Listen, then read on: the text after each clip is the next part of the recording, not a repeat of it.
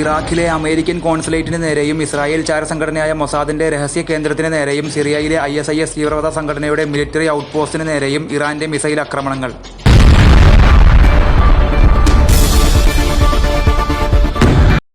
ഒരേ സമയത്ത് രണ്ട് രാഷ്ട്രങ്ങളിൽ ബാലിസ്റ്റിക് മിസൈലുകൾ ഉപയോഗിച്ച് 1300 കിലോമീറ്റർ ദൂരെയുള്ള ശത്രു കേന്ദ്രങ്ങളിലാണ് ഇറാൻ അപ്രതീക്ഷിതമായ അറ്റാക്കുകൾ നടത്തിയത്.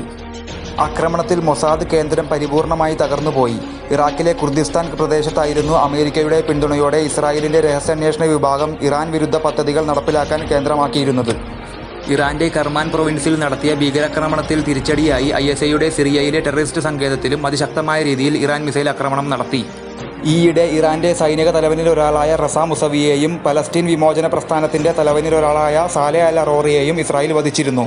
കൃത്യമായ സമയത്ത് അതിശക്തമായ രീതിയിൽ ഇസ്രായേലിനെതിരെ തിരിച്ചടി ഉണ്ടാകുമെന്ന് ഒരാഴ്ച മുമ്പ് ഇറാന്റെ പ്രസിഡന്റ് ഇബ്രാഹിം റഹീസി താക്കീത് നൽകിയതായിരുന്നു.